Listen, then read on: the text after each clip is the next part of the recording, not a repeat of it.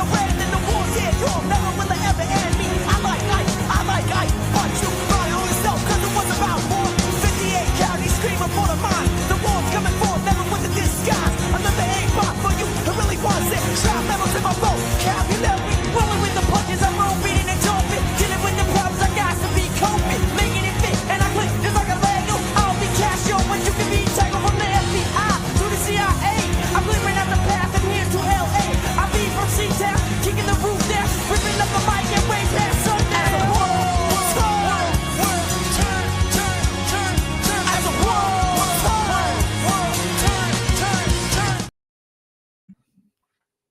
turn. Rule 5 draft day finally upon us. One of the biggest things in the winter meetings. It's a bad day if you have a loaded system. It's a good day if you're looking to get some prospects. Which, unfortunately, or fortunately, I guess however you want to look at it today, the Guardians have a loaded system.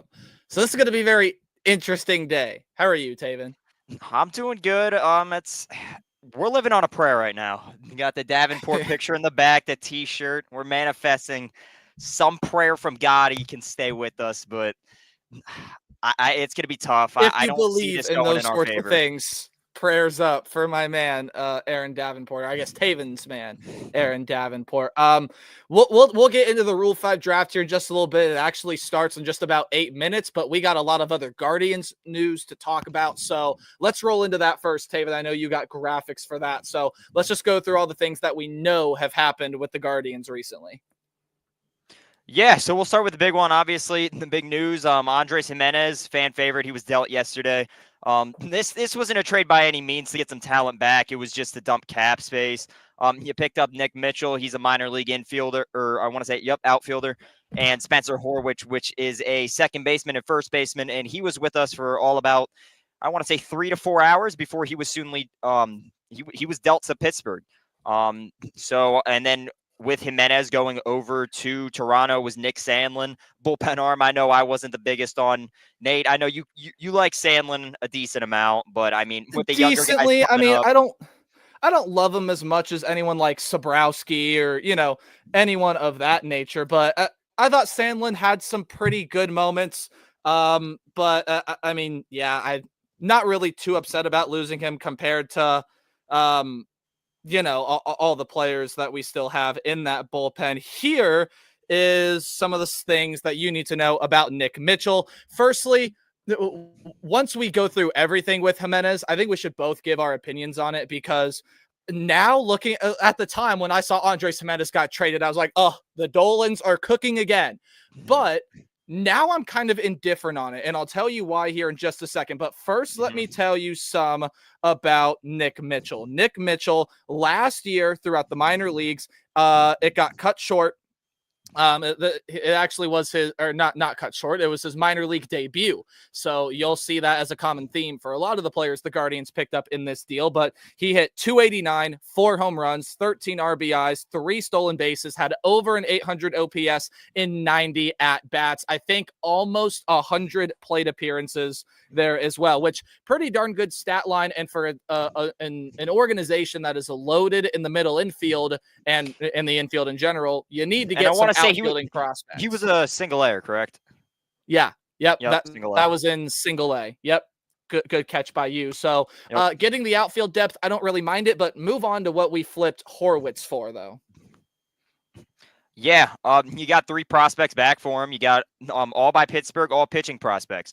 Luis Ortiz, he's the major league guy that you got back. He's going to float around that question of who's going to be in the starting rotation for the Guardians, open it up. And then 2 prospects also with Michael Kennedy and Josh Hartel. I know you probably have something on both those guys. Yeah, I'll get to those stats in a minute. I got to pull everything up here as we go along. But Ortiz, as you said, was a major leaguer last year, and he'd been in the major leagues before. But last year was a career year for him. A very short career, but it was his best season of his career so far. Was 7-6, 3.32 ERA in almost 136 innings pitched. Had 107 strikeouts, and if you take a look at some of his more advanced stats, he had very limited sample size in 2022. I got to figure out what what I want to talk about here, but besides the limited sample size in 2022, had an improved strikeout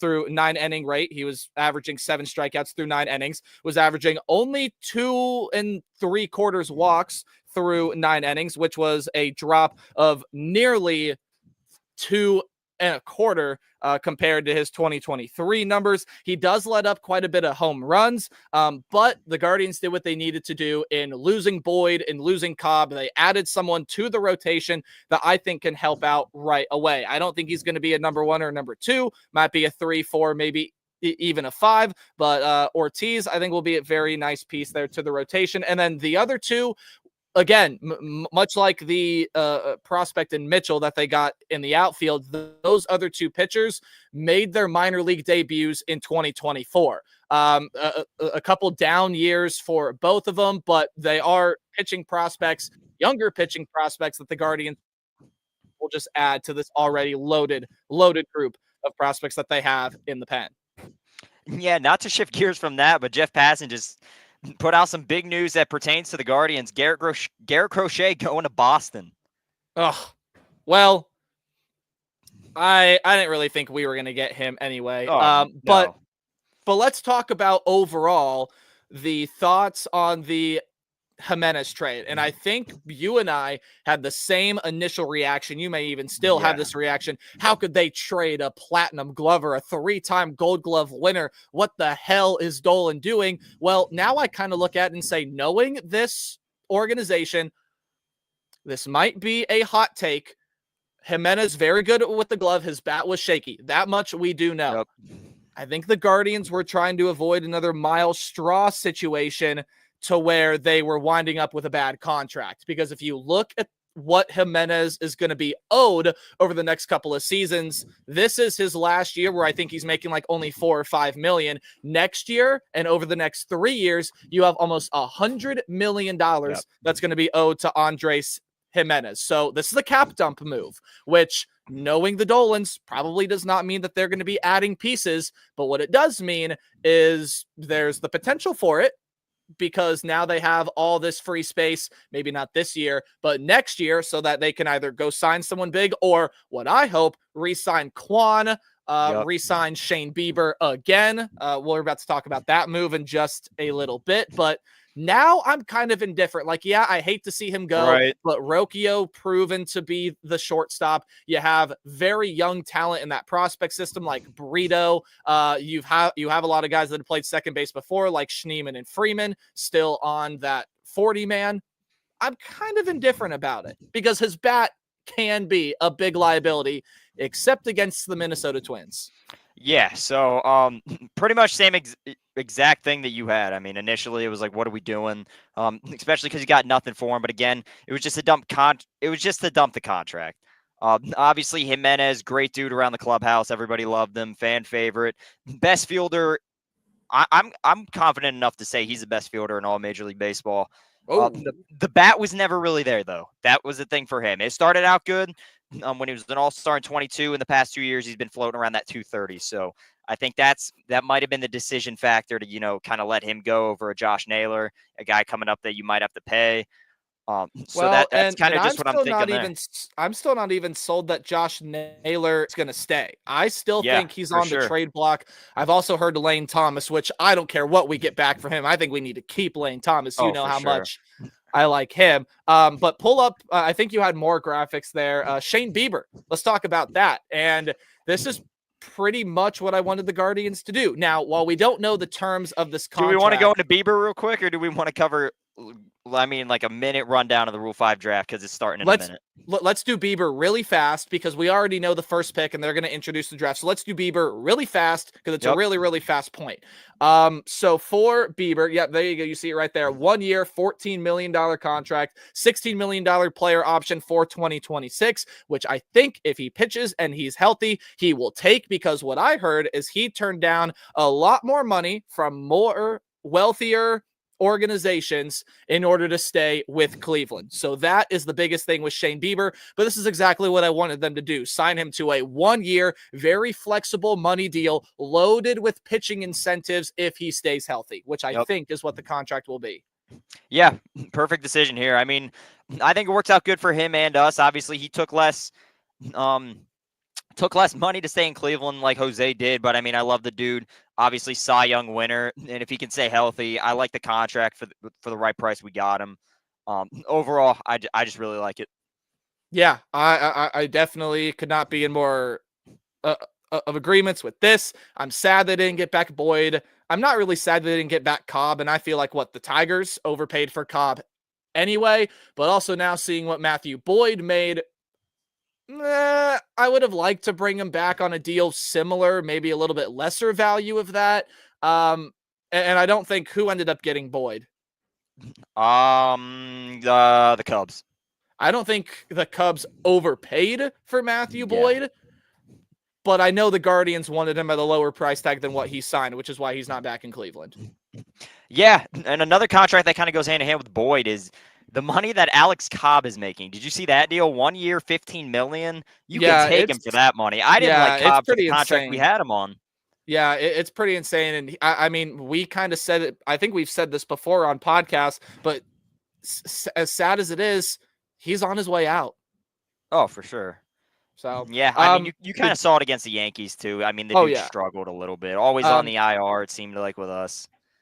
Did you have anything else to talk about here? I know you had a lot of stuff prepared. I don't know if you had anything else. Yeah. For the Guardians fans wondering, we have 2 roster spots open. Okay. Going into this draft. So after all the trades with the Blue Jays and the Pirates, 40 man's down to 38. So in the first round of the Rule 5 draft, we are able to select 2 guys. If we so choose. in the major league portion, right? Not the minor league portion. Now I'm listening to the draft in one ear and I got you in the other. So apologies if I kind of space out. I'm listening to the Rule 5 draft is what's happening. But why don't we go ahead and give a quick rundown of what the Rule 5 draft is, how it works for all the people out there that may be unfamiliar. Yeah, so the Rule 5 draft's pretty much if you select a guy out of high school and he's not on your 40-man roster after 5 years, he is eligible for the draft. And if you have somebody in the minor leagues that you take out of college and you've had it more than 4 years in your system, he's also eligible for the Rule 5 draft. Basically, let's break this down to anyone that is 18 or younger, I think as of 2019, 2020, or anyone that is 19 or older. There we go. 2020 or 2021, they are eligible to be selected in the Rule 5 draft if they have not seen Major League time. I think that's a big little asterisk to point on there. If they haven't seen a Major League time, then they're eligible for the Rule 5 draft. Yep, and so right now, this is everybody that we have. I mean, right-handed pitch, you see it's everybody. All over positions, that's not a factor in it. And these are by no circumstance, because a lot of people get the two confused. These are not college or high school players getting drafted. These are guys already on major league, minor league rosters getting selected to go somewhere else, if that makes sense. And if you've listened to the podcast before, first of all, if you have, welcome back. If you haven't, welcome too. This should be a very exciting day. But if you listen to the podcast before, you can probably go through and take a look and recognize some of these names we've talked about before. And Taven, I know you have a list of guys that you're afraid might get taken. I think there's one name that, as sad as it is, we've talked to him on podcasts before, he's probably going to go, and that's Ryan Webb. Yeah, so this is my just personal top 5 of guys that I'm, personally afraid of losing. Davenport's obviously going to be the one for me in anything, but yeah, Ryan Webb's a guy who's probably going to go in the early first round. Alan Hernandez, I know that's where MLB Pipeline has as our number 1 guy to lose. I honestly think it's Webb, just by the way that people kind of see guys, but they have Hernandez up there too. Tolentino's a guy that has a bat that's came around, as long with the glove that's just better than probably 90% of guys in the minors. And then Bradley Hanner, a shutout closer, who we actually acquired in the Rule 5 draft 2 years ago from Minnesota. I'll be right back. Keep talking. Yep. So, yeah, I mean, 5 guys that you could play a really big part in Cleveland's future that you're at risk of losing. So, it's obviously the big kind of key for this, and it is getting started now.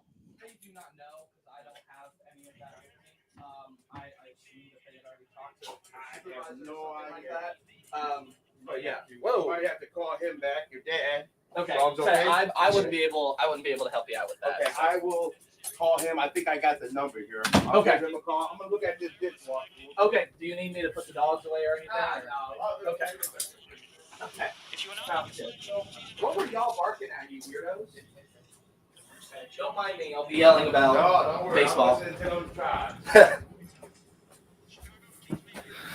Okay, I am back. The Rule 5 draft officially has kicked off. So we are going to try to keep all of you fine people as updated as possible. And the first pick is please- just in. It was announced earlier. Oh, hang on. So the Rockies passed. Oh, you're ahead of me Oh, I am? a little bit.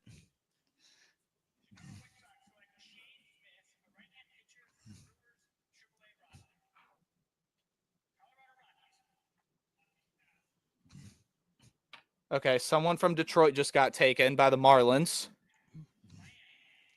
Okay, so what's going to happen here while you're keeping on the draft? The Rule 5 draft moves very, very fast. Oh, it's So- quick. So we are going to throw up graphics. I am making graphics today. So we're going to throw up graphics as fast as we can. Apologies if there's long periods of silence. We are watching the draft along, hopefully, with all of you fine people there at home. So You maybe want to pause it by like 5 seconds just so we're kind of on the. did you just Same see? pace. I just got Detroit. Okay, I have the Athletics pick walking up right now. So let me know when you get there. Who? I have the Athletics pick walking up right now. So All right. Give me like 10 seconds. I'll be there. okay.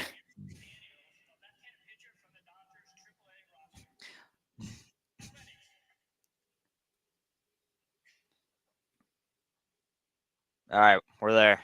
All right, here we go.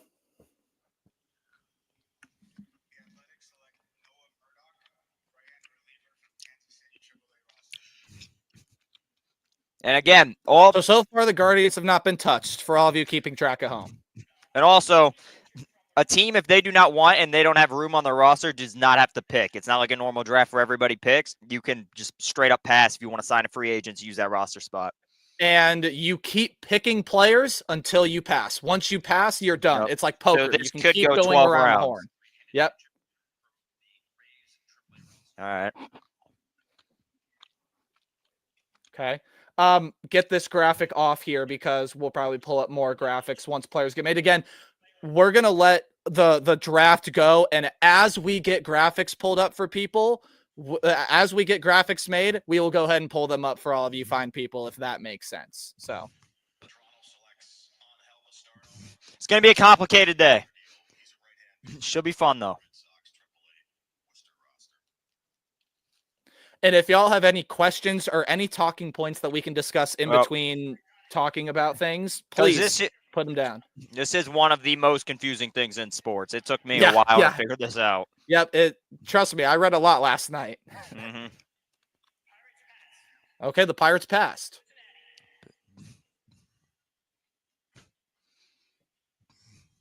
Okay, now you're like 2 seconds ahead of me, but that's fine.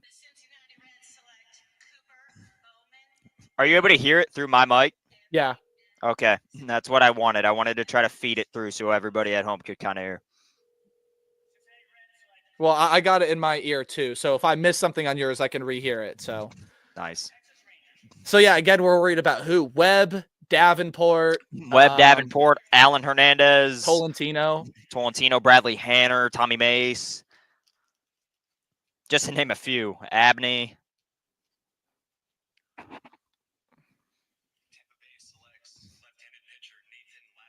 All right, we're still live. Okay. I heard left-handed pitcher and I was like, oh no, this I is know. where it goes. This is where Ryan Webb is gone. We're Dude, delaying I the hope Ryan inevitable. Webb stays. It'd be really interesting actually if we could talk to Ryan Webb if he stays with the organization about if he's sweating it out or not. And this is the first year that they've broadcasted the draft. Yeah, it used to be what, radio only? Hold on. All right, not us. What? Yeah, this is the first year that they're doing like a full TV thing, right? On It TV, used which to is be like- nice. It was just radio, and yep, I just have to listen Yeah, to it. if But you guys now, want to watch and listen yourselves, it's on MLB.com. So for free. Yep. But we encourage you to stay here because we'll Oh, tell for you sure. about the prospects that either we Yep. get or Cardinals passed. Interesting to see where we are. We picked 25. I don't know where we're at.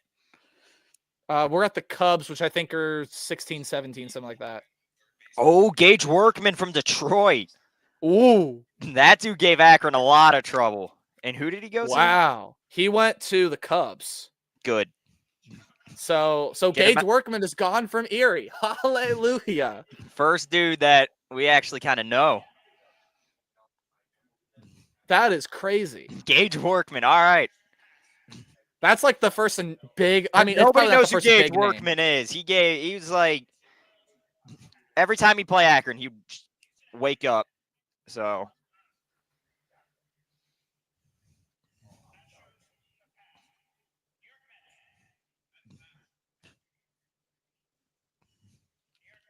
A lot of passing today. A Yeah. lot of passing. You'll see that with the later rounds too. Yeah. With the teams that have money to spend, they're obviously going to have the better record.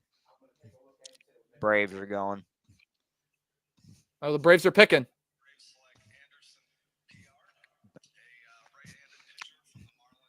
And if any scouts out there need any bit of advice on who to take, Jack Leftwich is a great pitcher out of the bullpen. Just want to hammer that across. He fit right well in that system. So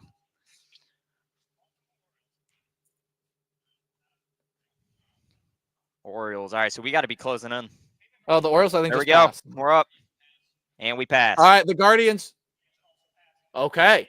So they're not Wow. taking anybody. Wow. So, okay. So are you surprised by that? Are you surprised that we passed? I am, just because we had 2 open spots. And last year, when we only had 1, we took Davision De Los Santos. And obviously, he did not pan out. that's So, true. Well, maybe we're learning from that. And we're like, our last Yeah, Rule 5 draft didn't pan out. So now we're. I mean, I'm not mad with it. If they didn't have anybody that they really liked, keep that spot open for maybe a free agent. Oh, the Brewers are picking. Connor Thomas. All right. A lot of AAA guys going. I think Workman is one of the only Yeah. 2 or 3 AA guys that have gone. But didn't Workman move his way up to AAA? He did, and you're going to see that a lot. I mean, those guys are Yeah. just closer to developing, and you're going to have a guy on the 40. You want him almost ready. So notable Rule 5 drafts in the past. Anthony Santander was a Rule 5 draft pick from Cleveland to Baltimore. We've seen how that's panned out. Garrett Whitlock, I think, was a Rule 5 draft pick. Trevor Stephan, guy in our Trevor bullpen. Stephan. Hall of Famers like Roberto Clemente. Yeah, Clemente is probably the biggest Rule 5 draft pick of all time. Just saying that. The biggest, yeah. Yeah. All Okay, right, the first so round draft 1 is over. done, and we are. And if you pass, you do not get a second-round pick. Yep. Obviously. And a lot of passing going on, so. This might be a quicker Rule 5 draft than usual. Yeah. Well, this is just the major league phase. Then we go to the minor league phase. The minor league phase is where it'll get busy. Yeah. So Workman is now going to be on the 40 man On, Dude. I forget where he went already. Cubs. on the Cubs. That's Cubs. good for him, though. It's good for the Cubs, too. That guy reminds me a lot of Cody Bellinger, so they pretty much got a second Bellinger. Well, they want to trade Bellinger too, I so know. That might work out perfect for them. yeah. So I guess we didn't really explain this. There's a major league phase, and then there's a minor league phase. Cairo gone. All right, let's make the graphic. All right, Christian Cairo No. is a Rule 5 draft pick. That's wild. First round. That's second round. Or major league phase. Should have specified. Yeah. Christian Cairo is an Atlanta Brave. Wow. All right. So first guy gone, Christian Cairo. All right, we'll pull up stats and we'll talk about Christian Cairo. We got to listen to the rest of the draft, but I mean, I'm telling you what, man, this organization lost a great player. I don't think he was going to see major league time anytime soon. Maybe he would have now with Jimenez being traded, but all right, the major league phase is done. I just put in the comments. who's going where. Yep. So So 15 and Cairo's one of them. So Christian Cairo, we will throw up a graphic here later. As you said, great second baseman, shortstop. We've covered him all year. Dude can play outfield. He's got a bat. He's speedy on the bases. Great player that, I mean, Atlanta just got. So hopefully he can find some time and really thrive over there. Yep, he was 23. Are you putting this graphic together or am I? You can. My computer's too slow. Okay. Okay. So he's been in minor leagues for quite some time, and once we have, so he went where? Atlanta.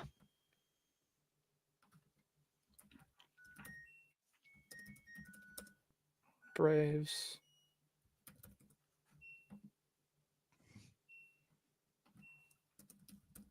Okay. Yeah. I'm whipping a graphic together here, ladies and gentlemen. We will pull stuff up ASAP. But my computer's starting to be a little slow now too. It's okay. Cairo pulled up.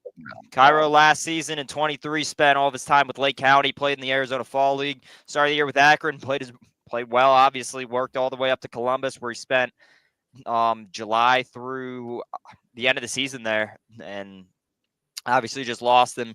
This team has a ton of infield depth with Brito, Angel Martinez, so Schneemann. So I didn't ever really see him getting time, especially with Bazana coming up. But I mean, hopefully he can find some time with a team like Atlanta.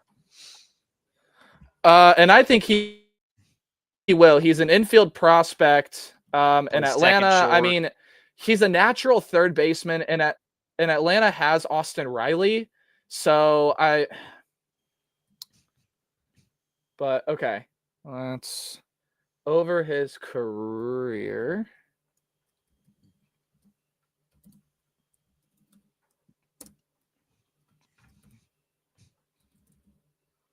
Yeah, and the minor league portion coming up very soon, so everybody stick around for that because it's going to get hectic. The major league, the major league phase is a little bit more predictable, but it's. If you had odds for so Cairo going above Webb in this, I wouldn't believe you. Yeah, that's insane.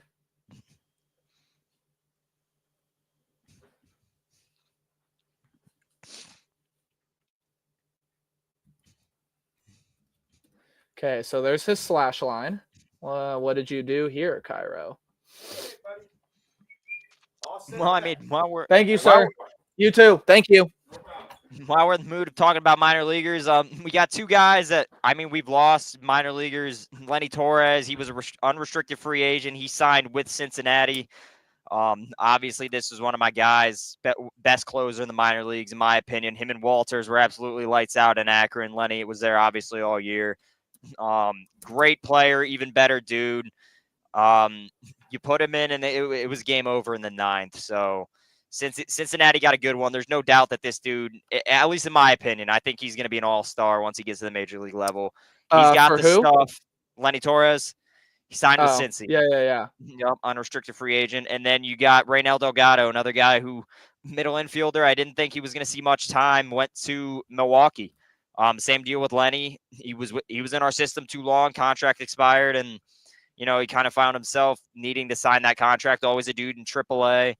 Again, same thing with him. Great guy. He had a bat, could field, could play pretty much wherever you needed to in the infield. First, third, second, even shortstop if you needed one. You could plug him in the outfield. Had a bat. Two great guys that are obviously going to just thrive in Cincinnati and Milwaukee.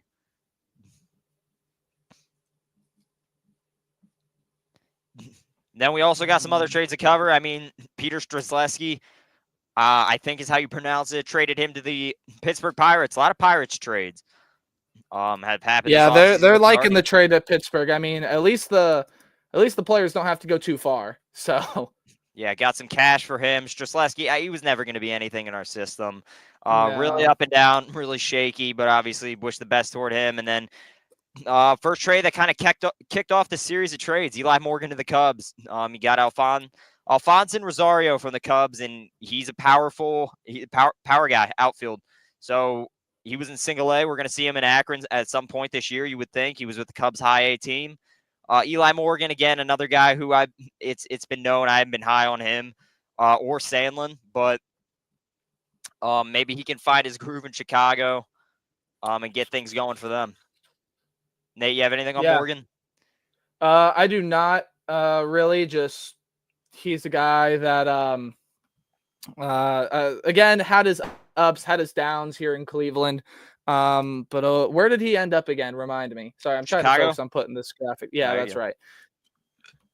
Yeah, I think he'll find his rhythm, and compared to what the Guardians had in their bullpen, I mean, we could afford to lose him. So for sure, I think him and Sandlin were the only kind of weak points, in that bullpen.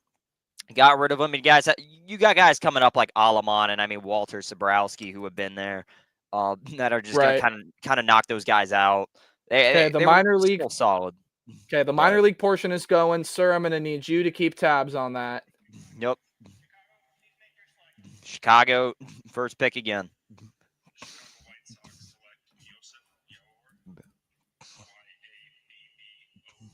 Okay, we're safe. Mm-hmm.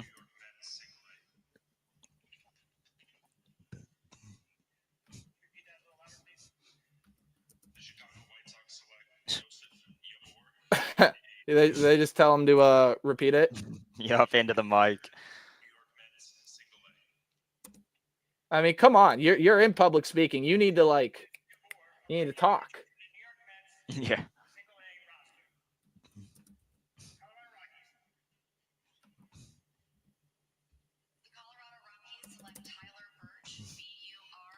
Okay, right. Not Guardians Safe. player. We're good. I We're thought safe. I heard We're Burns. Let's see here. All right, so guy who was with Bowie. They did a rebrand, by the way. Have you seen their rebrand? And what do you think about it? I have. I really like the crab design that they do have. I don't know. I mean, they pretty much kept the same thing. It's not like they redid it like how the Arrows did with the rubber ducks. Right, yeah.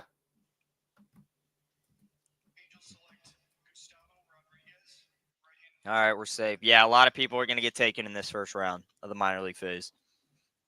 Yeah, everyone gets taken early in the minor league phase. I want to say last year the Guardians had 1 pick in the major league phase and 2 in the minor. And we didn't pick anything. And this year's, yep.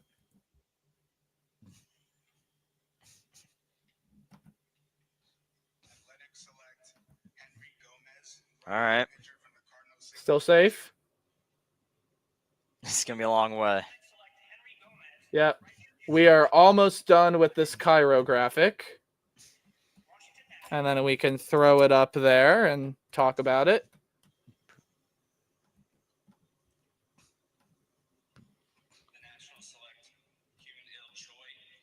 All right. Good pick. Good pick. Wasn't us, so anything not us, I consider a good pick.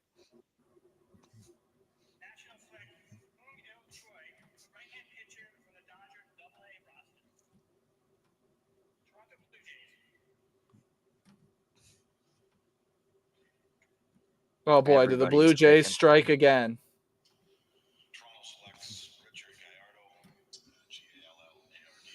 No, they do not. Good pick. Yeah. Anytime they don't take pick is from a good us. pick. Yeah. I do like that Gage Workman pick. I wish we would have jumped on that. Yeah, that's a great pick. I mean, we don't eligible. Well, it's hard to know what guys are. It's hard to know what guys are eligible from every organization. If you know that, you deserve some sort of award because. Yep. I will say from the Phillies, guy I like is Cade Fergus and Andrew, or not Andrew Painter. He's not eligible. I'm drawing a blank on the pitcher. I do like an outfielder called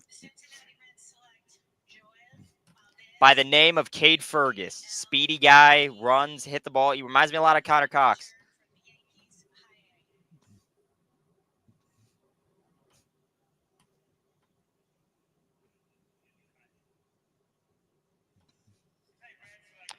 Wow, that's nuts. Guys from high A are getting taken too.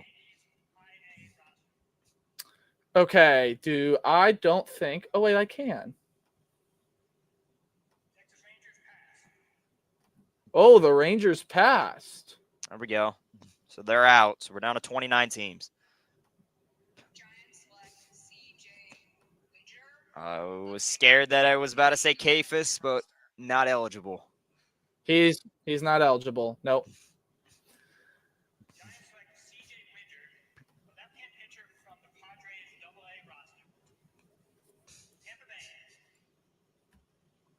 Okay. Another CJ went. So, oh, that was the same one. It was just announced again.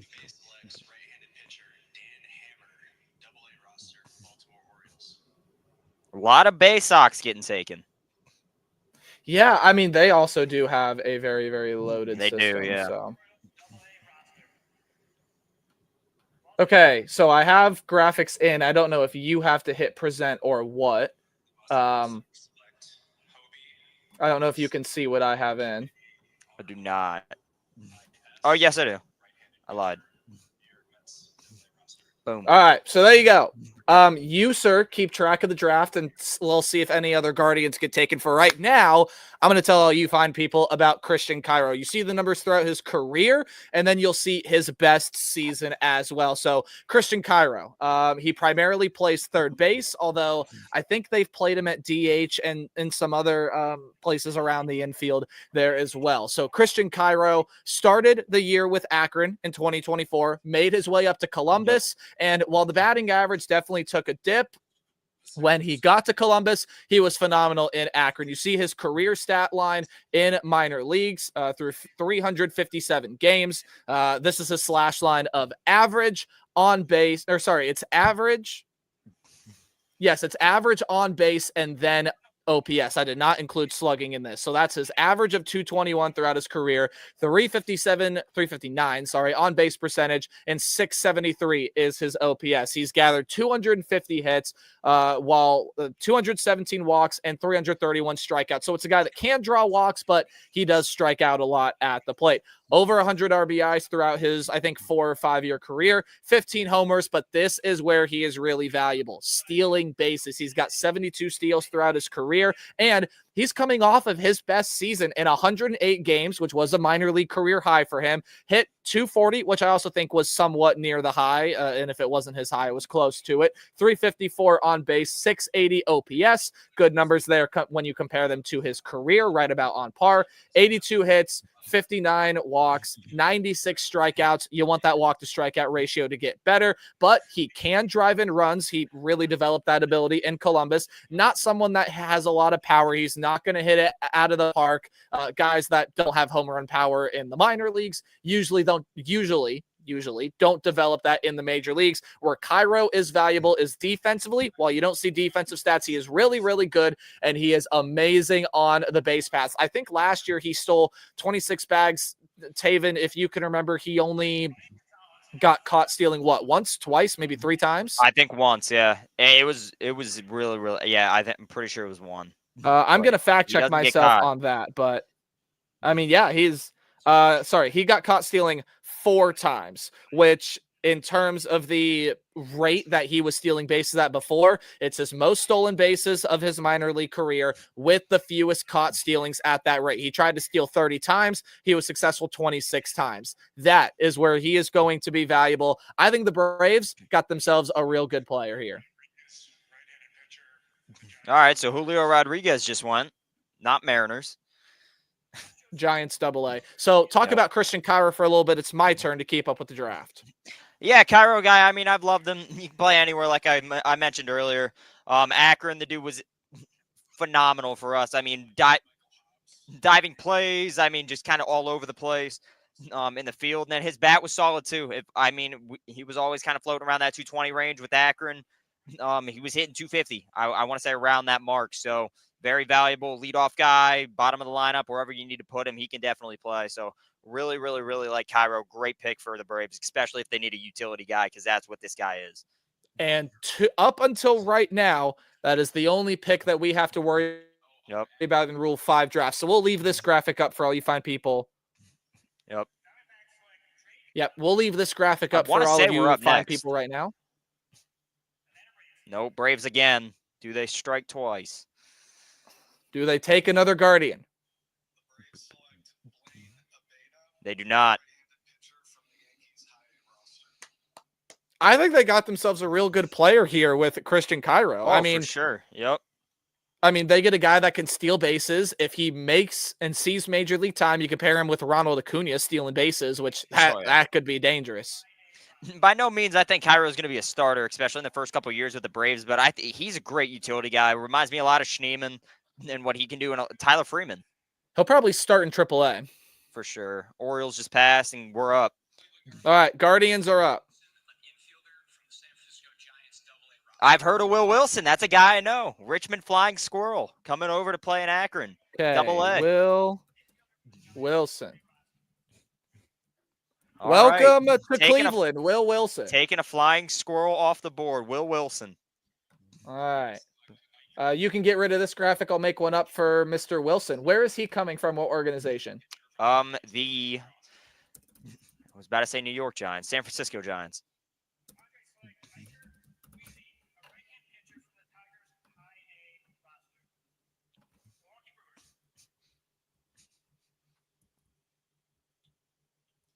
All right. So we did make a pick. Welcome, Will Wilson. Will Wilson. Akron All Rubber right. Duck. We will Hopefully, teach maybe. all of you about Will Wilson. Just want to run through his stats real quick while you're kind of putting this together. I am just going to let it speak for itself once I get the graphic put together. Hopefully this one shouldn't take me that long. I had my computer being a little slow last time, so. It's a Guardians pick. Guy from Lynchburg gone, Luis Durango. Didn't see much time. Younger guy. Okay. So we'll make that up as well. So no more Luis Durango either. So if you are a Luis Durango fan, I'm sorry, but time to throw the jersey away. He is gone. So he was in Lynchburg, right? Durango? Yeah, Yankees took him. Will Wilson is a shortstop, correct? Infielder. Yeah, I think he was listed as a shortstop here. All right. So he'll pair nicely with Tolentino or Valdez. I think. More so Valdez. I think Tolentino gets a start in AAA. Yep. Oh, wow. John Rhodes. Okay. So Bowie Baysock again off the board. I mean, you've seen what the Orioles farm system has done. Everyone is kind of flocking towards it. The only system that didn't really do great and we lucked out was Bowie. Right. All right, Okay, so the round first one round is is done. And then you said Luis Durango is another guy. White Sox passed. Yep. Rockies are picking.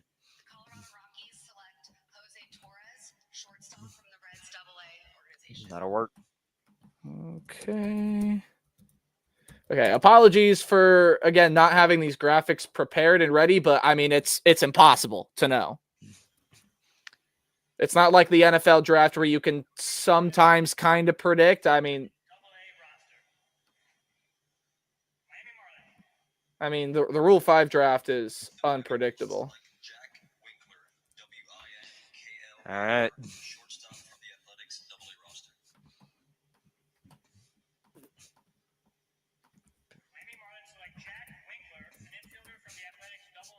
Hopefully we get a lot of teams passing here just to take him out of the running, to take one of our guys. I mean, I'm shocked that Webb has not gone yet. But also, if he didn't go in the major league phase, I don't know if he'll go in the minor league phase. I think he'd for sure have to, right? You'd think. He's a talented player. I mean, hopefully not, but Praying. yeah, Durango, guy we don't really know a lot about. I mean, stayed in Lynchburg, but I've heard good things about him. So we will all find out here about him. Nationals pass another team out of the running. I want to say we're down to like 23-ish, around there.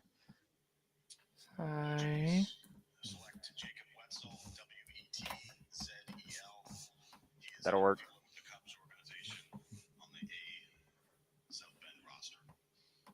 Okay, that'll do. That'll do nicely.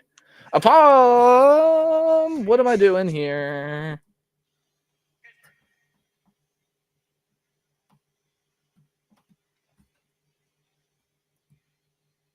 Does it not? Can I not see when you got taken and what draft you got picked in? Nate, What? I heard Aaron, and I thought it was going very, very bad. You thought Davenport, huh? We're still going strong. Leftwich. Give me Leftwich. Okay.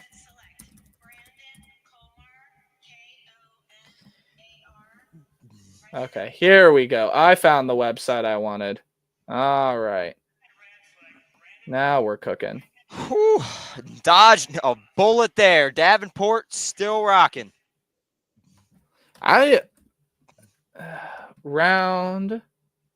Wow. Okay. So. Okay.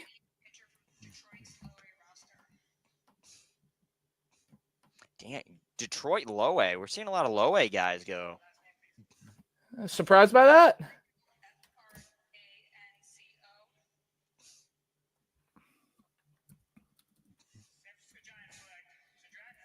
Oh.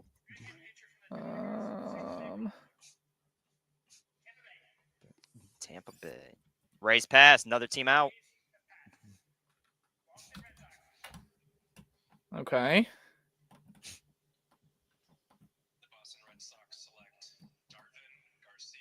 That'll work. Good pick, Boston.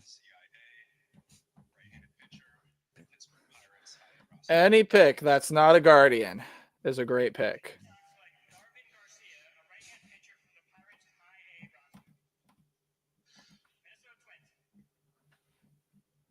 Twins are up.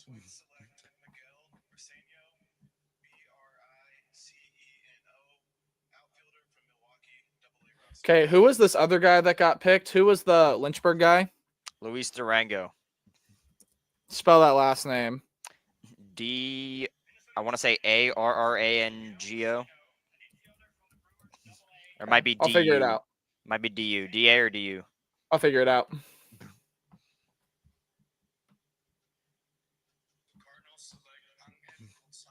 That'll work. I like the way this guy's pronouncing. Yeah. He's giving some effort. I like it.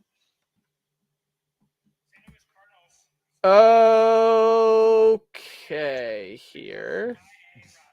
Wow, so we get, just taking a look at Will Wilson, this is a very, very experienced player. I totally missed what you said. I was listening to the pick. What Will Wilson? What we are getting is a very, very experienced player in Will Wilson. What year is he picked? He was Or how old picked was in he? 2019. He was Okay. a round 1 pick. Wow.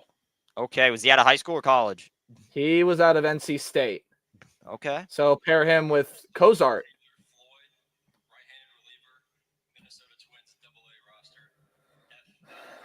Okay.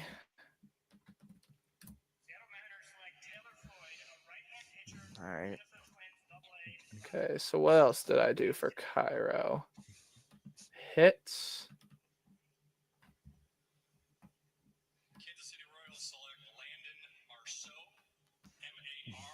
Somebody jump on Leftwich.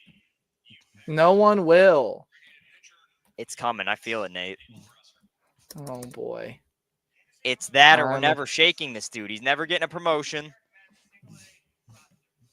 Unless his contract runs out. But I do not want another year. Yikes! All right, we're closing in on our next pick. If we take it, if we use it. What'd you say? I said if we use it. That is true. I think we do. I think we use one more. Really? I got a feeling. All right. We're gonna Do pair you Will want Wilson with someone somebody. in specific, or are you just Guy in double A, you can throw in the outfield. Braves are up again. They have not skipped a pick.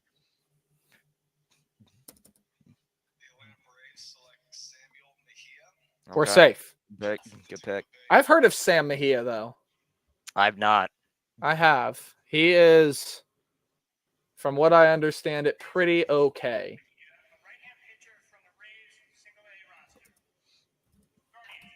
All right, we're Okay, up. so it's And going to we be passed. really... We passed? Yep. So that's it. All right, so no more picks. So we can only get taken from now. This could be a pretty light Rule 5 draft for us. So we have Will Wilson. Will Correct. Wilson.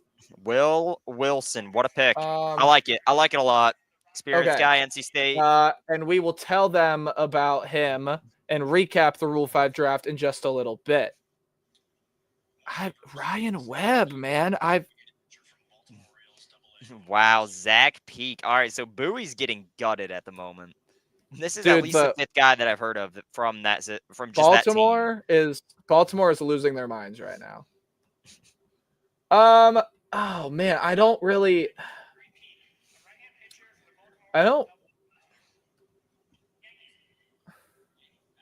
Nice Yankees pass. Good. Okay. So I can't really decide. I'll just explain it. There will be no best year graphic for Wilson because I can't decide what his best year is, and I'll tell you fine people why when we get there. But for right now, we got to focus on Luis Durango. Where did he go? Yankees.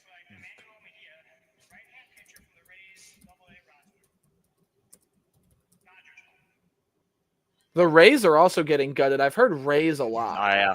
Yeah. All right, second round. I think there's like 16 teams or something left. Rockies out. Miami keeps taking. That'll work.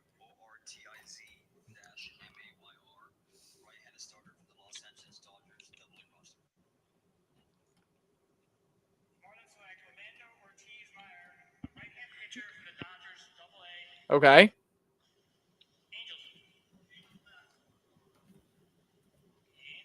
Angels pass. All right, another team out. Pass. Is this going to be one of the lighter Rule 5 drafts? It was not like this last year. Labout.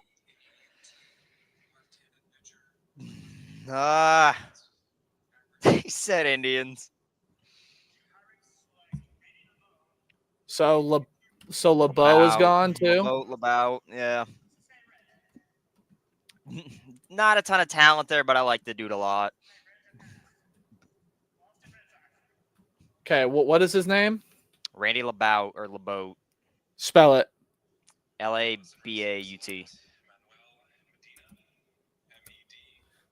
First name Randy. Yep. And where did he go?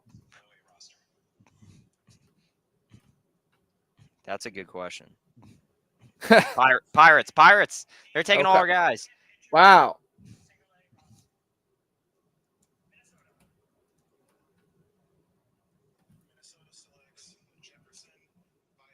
Good pick.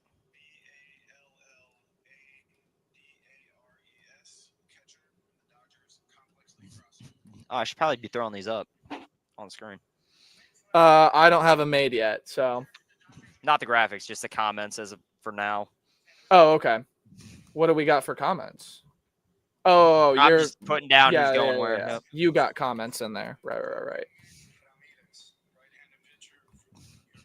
This dude's great. He can keep drafting guys. Yeah, can we have him announce every pick? He should be the commissioner, yeah. This dude needs a raise. Cardinals. Give this guy a raise. Yeah, whatever intern is picking the Rule 5 draft, get him a job, please. I can only assume it is an intern. Guardians just tweeted out they've re-signed Bieber officially. Player option Oh, so the 26. contract is signed. Yep. So there we go. The only way that option's getting accepted is if Bieber goes down again. Or he really just wants to stay, but I think he can get so much more money. Yeah, but remember what I said at the top. He took less money so that he can stay in Cleveland. There goes another A, or Tampa Bay Ray.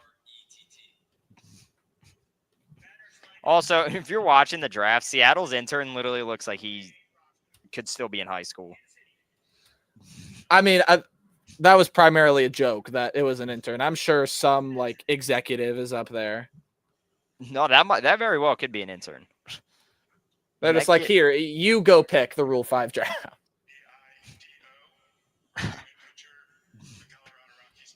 Okay. Well, Durango looks like he's been bounced. Oh, no, he's really young. So we took him out Yeah. of high school. Yeah, I actually don't think he got drafted to the Guardians. I think he's a Dominican. Yeah, signing. he just got straight up signed. So he's international signing. Braves still going strong. They picked every single time. Yeah, I mean,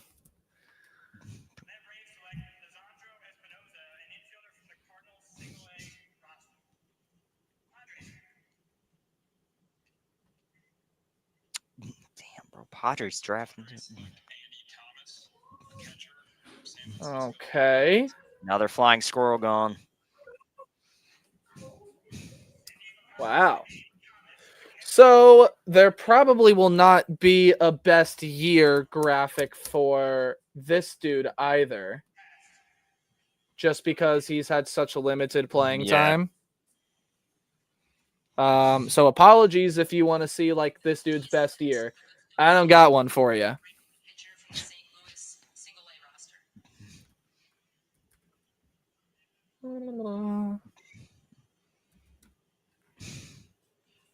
Honestly, his best year was probably his first year, looking at all his stats. Yeah, his best year was his first year. I don't even want to.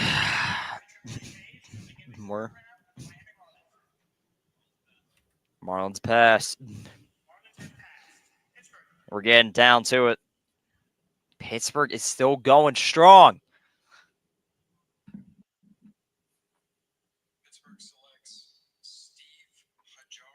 That's it. Yeah. Double A is false. So He's gotta Guardian, be another high. Guardian. I think he's high A.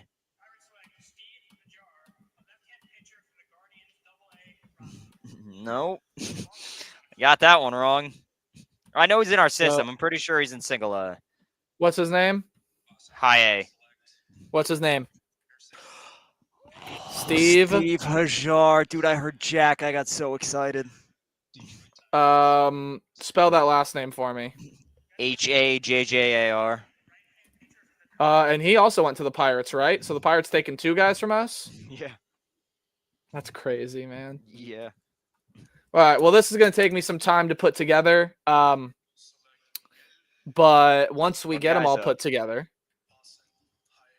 then we will share it all with you fine people. So this is going to be a little chill podcast. So thanks for Yeah. hanging out. Our dude just picked. He's going strong. I like it. Good, good. Seattle again. 16-year-old up. Who we taking? Dude, he does look young. I just looked at him. Yeah. Oh my goodness. Wow. Boom. Yeah, he looks like he's graduating high school this year.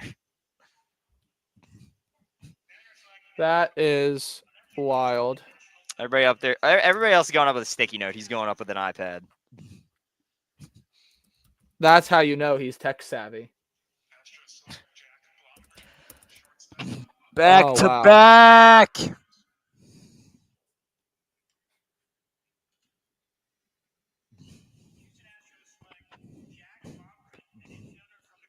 Third time's a charm. Give me another jack. Make it a left one.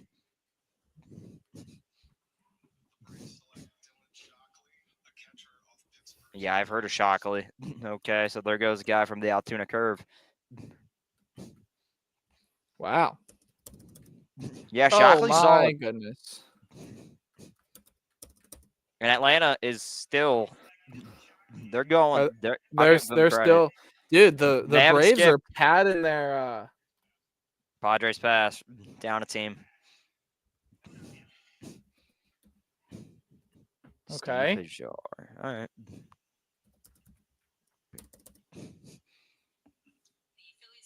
I'm still working on Luis Durango over here. Where Another almost buoy base sock. What'd you say? I said I'm still working on Yeah. Luis Durango over here. I haven't even gotten to. All right, going in around 5. This is where it stops. But somebody has other plans. It's the Pirates again, dude. You couldn't have took Leftwich. We're going again. Somebody's taking Leftwich. I got a feeling.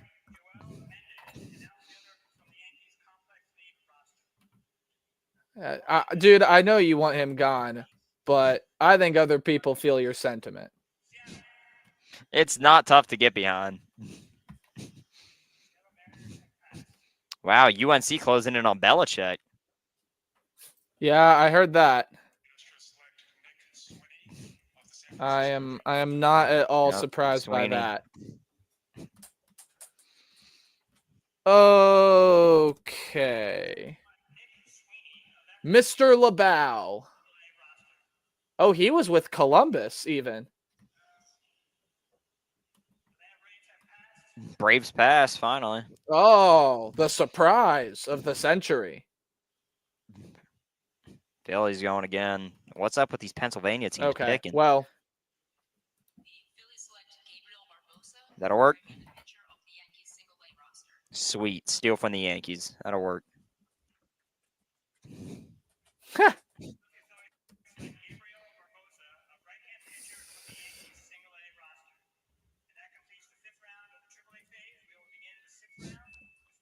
Round 6. wow, into round They're left. 6. They're the only one left. Who? Philly. That's it. And they're picking again. Are they still picking? Round 6. It's only them.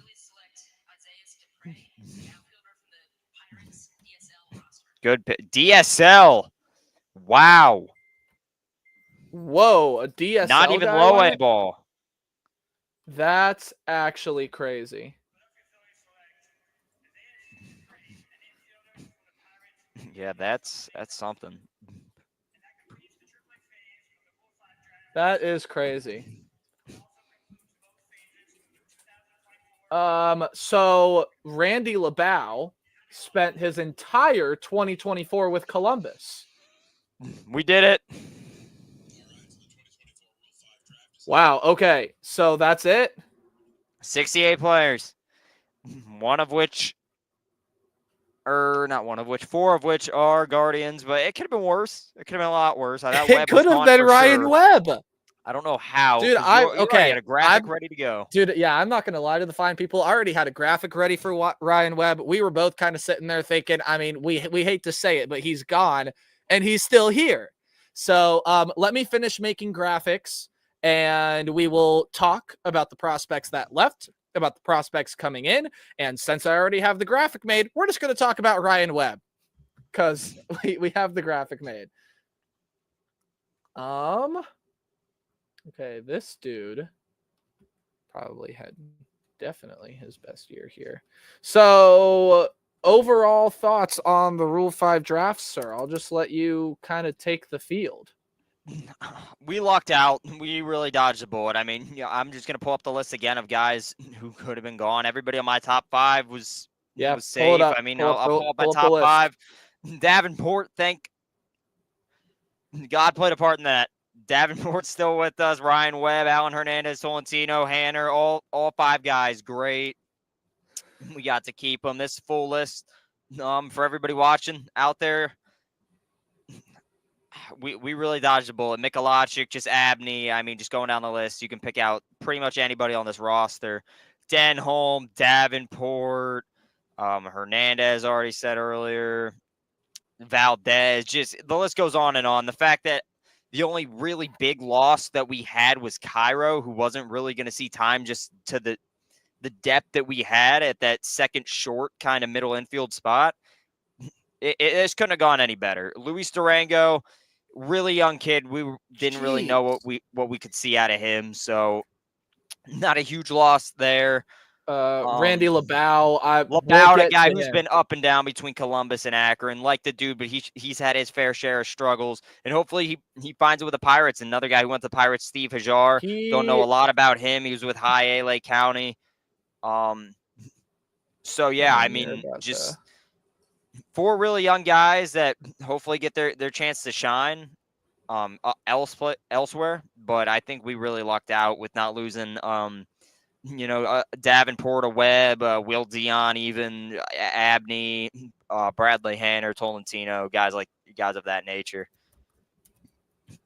All right, we are finishing up Randy LaBow, and all we have to make is the Hajar pick. So once we finish here, that's going to be a picture. Okay.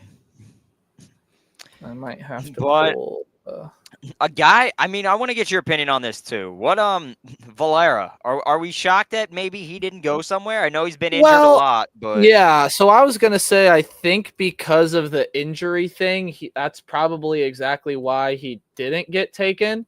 Top 50 prospect at one point though. In the MLB, yeah, that is. Yeah, I mean, just can't stay healthy, which is a very important thing. You got to be able to. I mean, I've said it before on podcast, I think, but the best ability is availability. If you're not available, then how are we supposed to use you? So that's sort of my 2 cents right there. Kind of Espino too, and I think he could be a risk next year, especially if he gets hurt again. I don't think we protect him.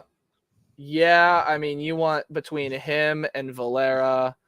Either of them probably could have. Well, no, because I don't think. Oh my God, we just said his name. I don't think the latter guy that we just mentioned there was eligible for the Rule 5 draft, was he? Who? Espino. No, not this year. He's on our 40-man. Okay, so that's why. I mean, obviously the dude's been injured nonstop since the 22 season. So next year, if he goes down again coming back, I don't think we roster him. I think kind of same deal with Valera. Yeah, that could definitely be the case here. Hey, while I'm putting these graphics together, why don't you tell all the fine people about the draft lottery? Yeah, let me pull that up. But last night, draft lottery. So got a lot of drafts in the MLB compared to other sports. Draft lottery, Rule 5 draft, and the actual MLB draft. So MLB draft lottery, same way as the thank God we got rid of this lottery. Guy. Who? Thank God we got rid of this guy. Mr. Hajar. He wore maize and blue. So thank God he's gone. Ah, did he? I didn't even know that. Terrible loss there. But 25 order. Here it is. So Nationals got the #1 pick, followed by Los Angeles. And then the Mariners with a 3. They really lucked out. The Rockies and then the Cardinals. Pirates are 6. Marlins 7. Toronto at 8. Reds 9, and around out the top 10, the Chicago White Sox. So here's my question. All the way at 10. Right, and here's my question. How does the Chicago White Sox, and this is why I think the MLB draft lottery system is broken, how does, and we could even go back to this last year, and I know we benefited from it because obviously we got Travis Bazzana, but how does a Guardians team that was nowhere near worse than the league a couple years ago get the #1 pick? And then how do the Chicago White Sox, who were one of the worst MLB teams of all time, get the, like, it just doesn't make sense to me. How did they only wind up at number 10? That's what I don't like about draft lotteries. I mean, obviously it's to prevent teams from tanking, but you don't see that in baseball like you do in the NBA. Because these guys they're going to take, the 2, 3, 4 years, even sometimes to get to that major league level. So you're not going to benefit from them right away like you would, say, like a Luka Doncic tank for him, and you're right back. Like he's starting on your roster. So I don't agree with the draft lottery. I think it should just work. Worst record, you get the best pick. Obviously, coming from us, it's weird to hear us saying that because we benefited from it. But you got to look in the eyes if you're a White Sox fan. You had one of the worst records, and now you're not even a top 8 pick. You're picking 10. So, Well, okay, so here's my thing on it, right? My thing is I like draft lotteries because I do think that, I mean, they make things interesting. They provide for a little more drama and at times a little more competitive balance because, again, if teams are trying to tank and that's purposeful, then you can punish them by putting them in the draft lottery. So I guess there's that. yeah. Yeah, and with Bieber just signing, I mean, officially, in a matter a couple moments ago, the 40-man roster currently sits at 39. So I assume that's why we did not take anybody in the Major League phase. You had Bieber just sign, make it 39, and then maybe leave that spot out for somebody you want to sign with, the Jimenez money. So. Yeah, I mean, I don't know who they would, and if they're gonna do it with anyone, please re-sign Quan to an extension like that. Yeah, that we'll go out should and be get a pitcher. priority number one. So Would not be mad at all with a players pitcher. in Rule 5. I actually wonder where that ranks amongst some of the more recent Rule 5 drafts. Yeah, that is interesting. I'll look that up if you want me to. Ranks. Yeah, why not, huh?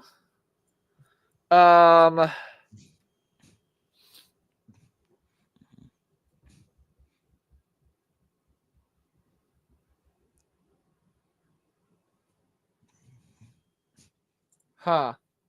Okay, there's going to be no best year for Steve Hajar either because it's kind of a mixed bag.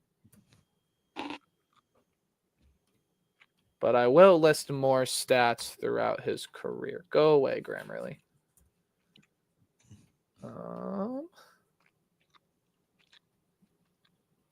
Okay. 63 last year, so there were actually more this year. That's That interesting. does not feel right. I know, Maybe right? because it was on TV. Made it go by quicker, but Yeah, right. That is had to have been 22 was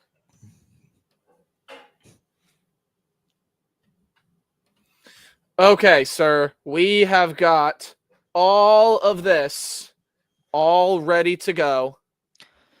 And let's do it. talk about it. I've got to upload it first. Slides and PDFs. Let's pull it up. Oh, okay. Sir, once that is uploaded, we're just going to start from the top. We're going to remind everybody that Christian Cairo is now in Atlanta Brave. And I got this really bad hangnail that we're going to take care of. There we go. Okay. I still can't believe Webb. We got to keep him. I thought for sure he was going to be a top 10 pick in that first round. Maybe, you know what would be interesting, actually? I wonder if we could have like an off-the-record conversation, or on the record, hell, with Ryan Webb and ask, were you sweating out the Rule 5 draft at all? Yeah. Okay, so in total, 5 players either left or went to the Guardians organization. We had 4 leave. 1 got taken in the major league portion of the draft. That is the man you see on screen now. And then 1 got taken from another organization to come to Cleveland in the minor league part. And then 3 that we'll talk about later. So go back to Christian Cairo for a second. We'll take a look at him again and just sort of talk about what he meant to the organization, because obviously I would be very interested to look at the Braves 40-man and kind of see what they need. But Cairo's a third baseman. You have Austin Riley, who honestly, ever since he exploded in 2021, don't get me wrong, is a good player. but he hasn't had a season like that. And I'm not saying Christian Cairo is going to be a more valuable piece than Austin Riley, because I just don't think that's true. Yeah. I think Cairo can be a pretty solid piece. And if he's willing to play another part of the infield, I mean, what do they need? Do they need someone at second? Because Ozzy So I'm on Albies is it. at short. Right now, you have Ozzy Albies, Austin Riley. Those are obviously going to be your starters. And you have Matt Olson, Who's at first? Nacho Alvarez Jr., Orlando Arcia, Nick Allen, Oh, okay. and at the moment, Christian Cairo. So, yeah, I think he's likely going to go to AAA. I mean, it would surprise me if he wasn't on that 40-man, just because you only listed off 5 or 6 other names besides Cairo. So I think they need the infield depth on the 40-man, because I think if Riley or Albies or anyone else gets hurt, I don't really think they have another guy in there to step up. So I think Cairo's Well, going to be able on to their provide that. So on their depth chart, they have Riley as the DH. So at the moment, they have Orlando Arcia playing third. Actually, they have him playing third and short. So if you want to DH Riley, short and third, or And then up for Ozzy grabs. Albies. So then Ozzy Albies is at second, right? Actually, no, they don't. They have our Ozuna there. I don't know what MLB.com is doing to me. They have Okay, Orlando well. Arcia at third and short, and Riley behind Arcia. Riley's third baseman. Arcia's a shortstop, but definitely a spot to be a utility guy. Well, I definitely think that Cairo can give them some depth, and I think that For sure. Cairo is going to be able. I don't think he's going to start just because he doesn't have major league experience, Yeah. but I do think, again, a guy that was not going to see time in Cleveland because he's a natural third baseman. We have Jose Ramirez, who's not going anywhere anytime soon. He loves Yep. Cleveland. Even when that contract comes up, he'll probably play in Cleveland until he's 50. Cairo just doesn't have room. Maybe they slot Cairo in at third base. Maybe Austin Riley goes back to third base. Who knows? Because I do know that Austin Riley's been dealing with some injuries and things of that nature. But I think Christian Cairo is going to be able to find himself a pretty nice role.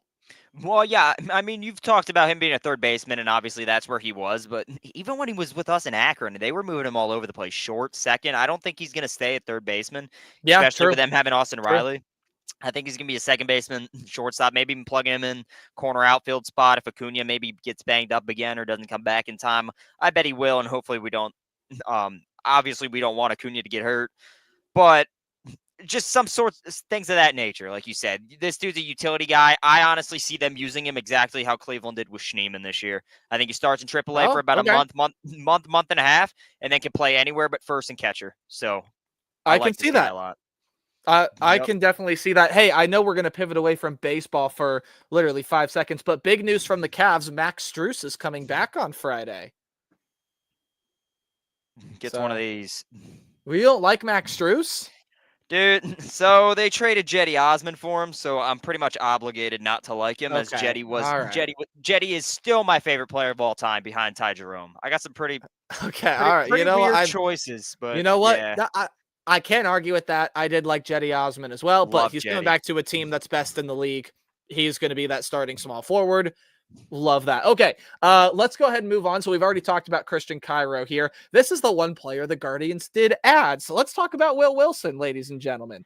Let me pull up his MLB or MILB page. Okay.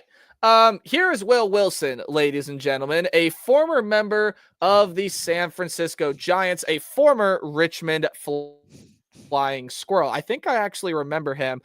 He, according to MILB.com, is listed as playing for the Sacramento River Cats, which is the AAA affiliate. So maybe he got moved up there to that roster. But throughout his career, he's got 455 games played. Here's his slash line. Remember, it's average, on base, and OPS. 232 average, 311 on base, and 696 OPS. You'll notice he does not have a best year, and we'll get to that because I'm going to talk about a lot of years that he has, but he's got almost 400 hits throughout his career. He was drafted in 2019 out of North Carolina State. He was a first-round pick back in 2019. He was the number 15 overall pick to the Los Angeles Angels. So he has bounced around between a couple organizations. Definitely. But he has played 100 games 3 times throughout his career, totaling 455 throughout his minor league career. He's got Again, almost 400 hits.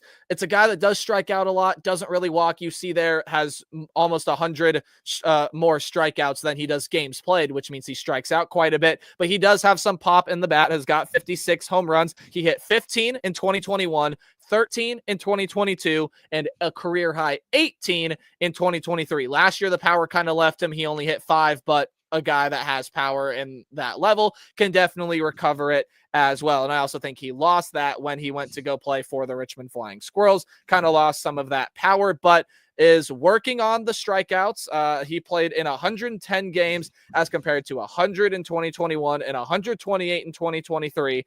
In 2021, he struck out 137 times. In 2023, he struck out 114 times.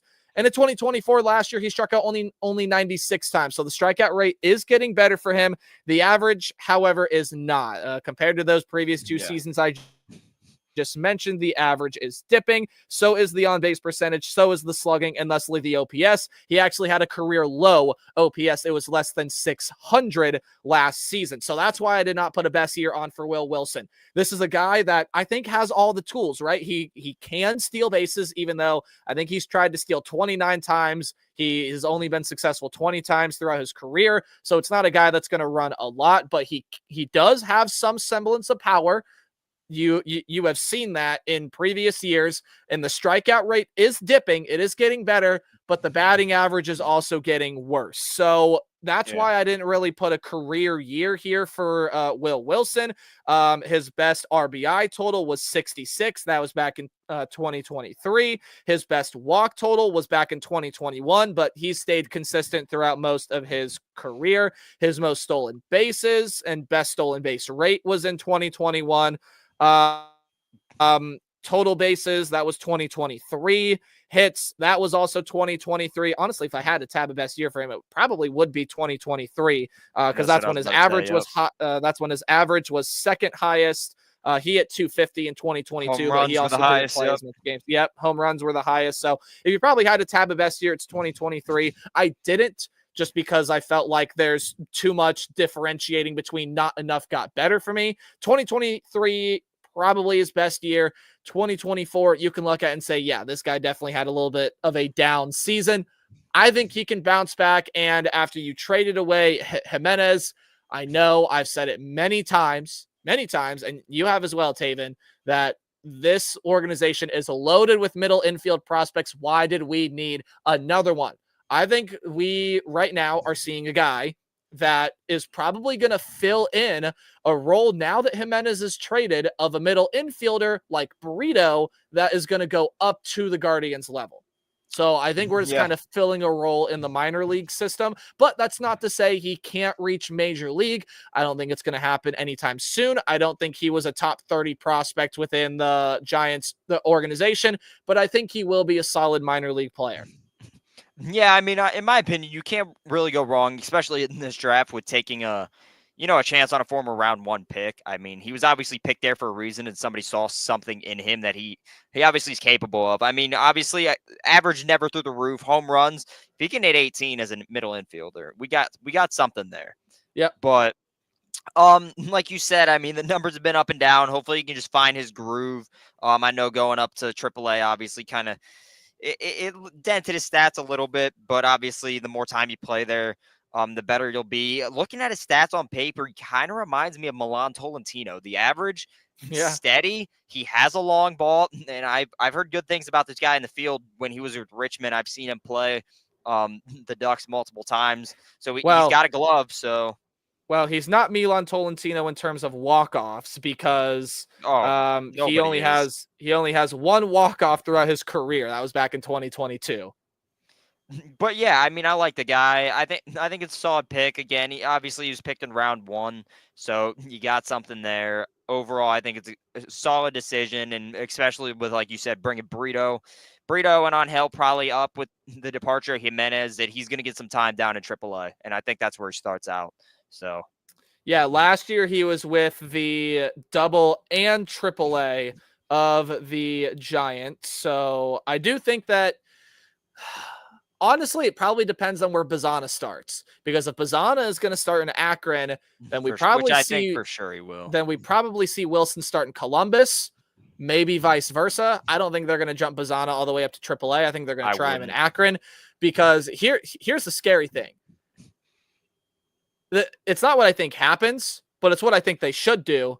And I think they should start Chase DeLauder and Travis Bazana both in Akron. Yeah, I agree. I think the latter did. I didn't understand moving him up. I thought for sure with all the injuries, you would have kept them down in Akron last year. I honestly think they're going to be separated come springtime next year, come spring training. I really do think that they're going to be separated. I don't think they're going to see much playing time together, which sucks.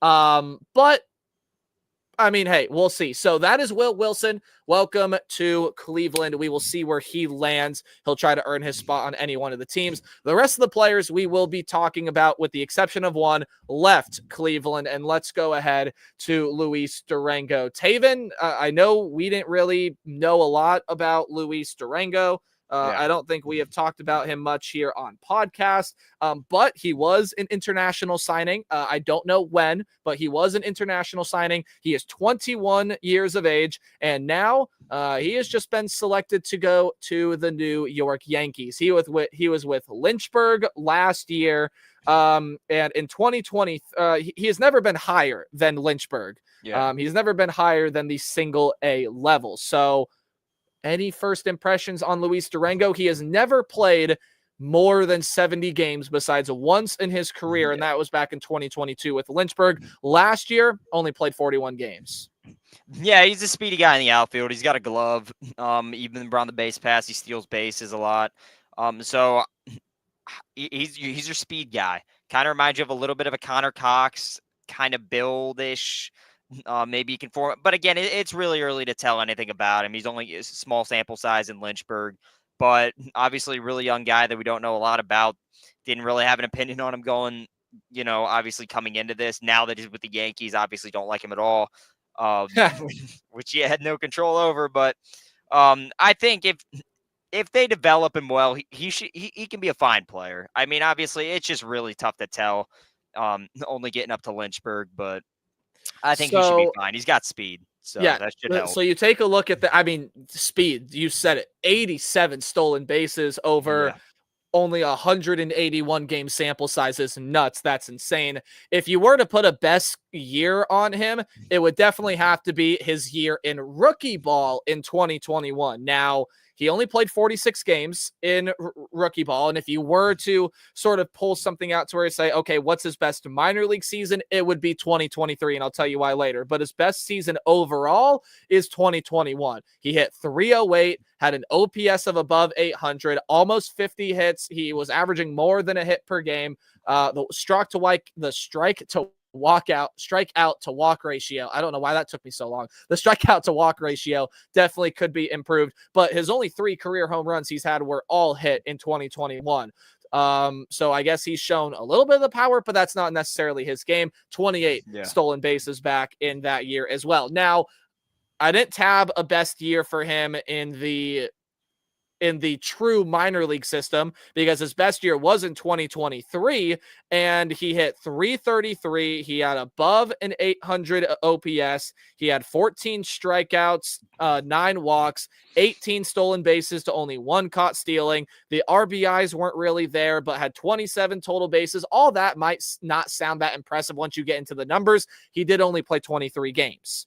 So that's kind of why I decided not to do it there. And if you're going to look at the season where he played the most games and had the largest sample size, 2022, he played 71 games, had over 200 at-bats, but had by far his worst statistical hitting season. Hit under 200. His OPS was below 550.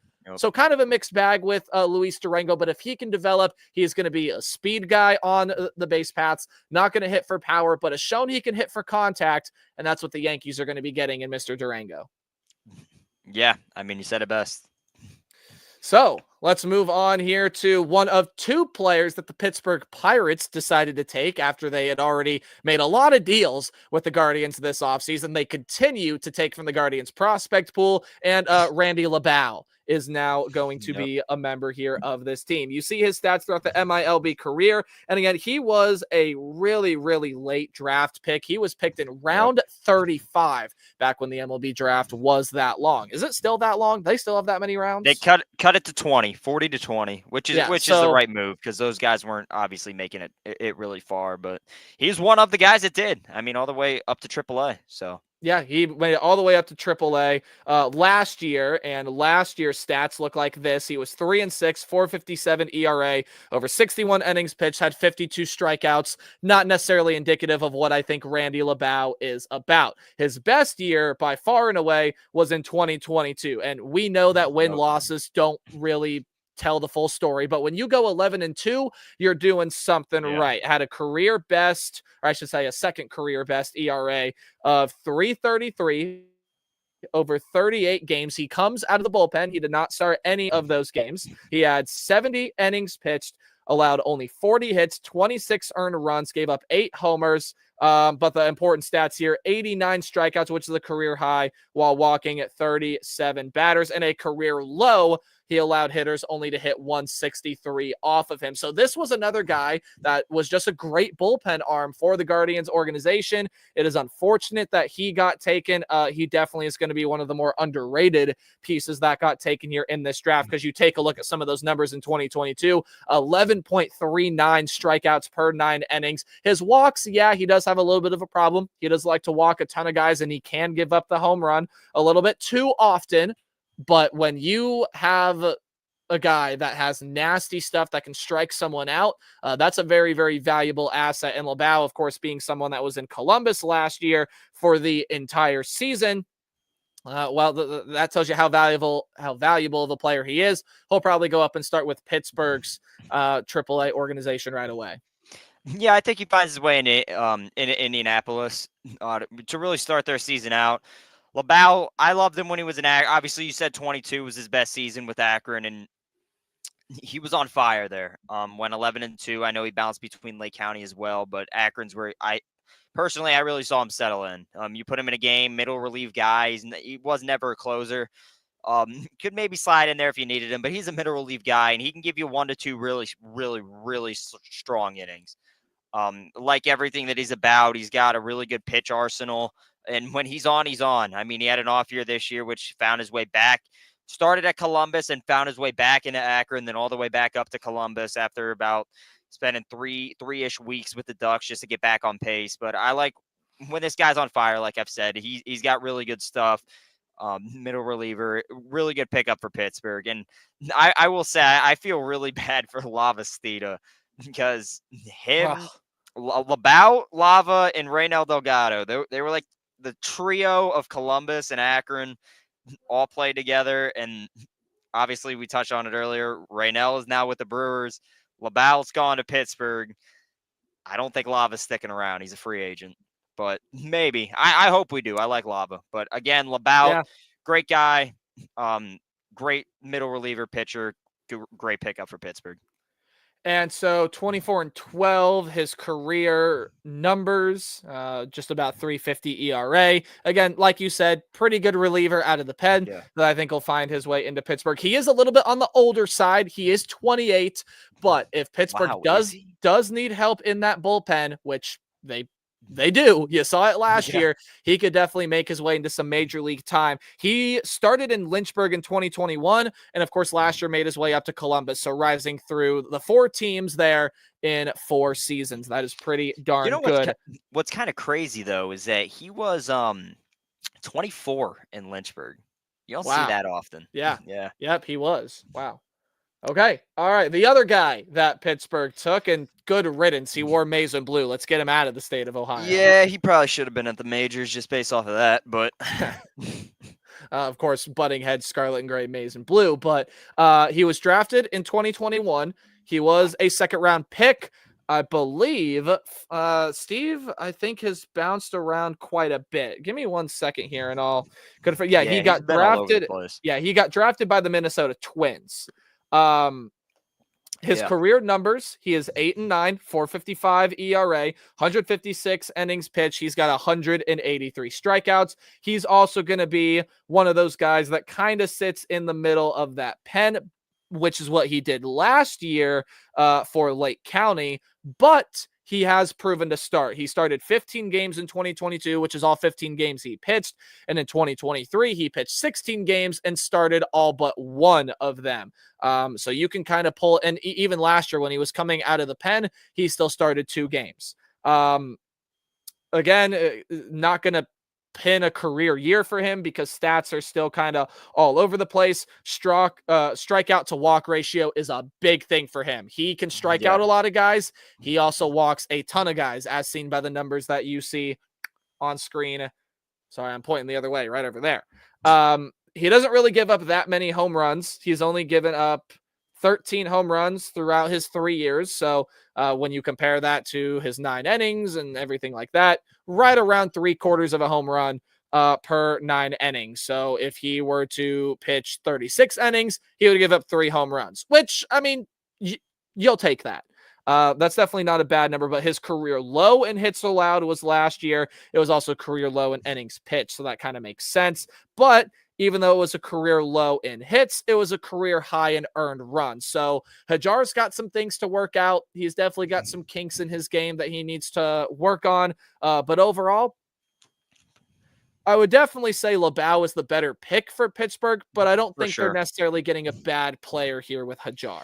Yeah, I don't hate the Hajar pick. Obviously, all these guys are young, and in your system, you can develop them into anything. And Hajar, obviously, he's still in single A, so he's got room to improve. And he's Michigan, man. So I really think he has room to improve. But 2023 had a good year. 3.61 ERA when he was with Lake County. This season, the ERA a little rough, 7.26 on that side of things. But I think if you put him in the right scenario, he can definitely bounce back. I know that the Altoona curve, they're known for pitching. So the Ducks will run into him at one point, and he'll probably give us some problems. I know Quinn Priester and Kyle Nicholas, and I mean, the list goes on of just guys they've had just in the past 2-3 years that have killed Akron every time that they played them. So we'll definitely be touching on Steve Hajar later up, or not later on this season. Season's already over. Next season, when obviously the Ducks run into the curve. But yeah, solid player. He was at Lake County last year, which is the high A. So I don't really know where he would sit with Pittsburgh. I honestly think he goes high A, but if they need somebody in Altoona. Right. And I just think for Hajar, it's about figuring out what you want to be, whether you want to be that starter, which for a lot of it, he had better numbers as a starter over a per inning basis, but he also in some ways was a little bit better suited out of the pen for what his role was in Lake County. If you want to ask me, I think he's going to go back to being a starter next year, probably for the high A affiliate of the Pittsburgh Pirates. I agree. I think they move him into that starter role.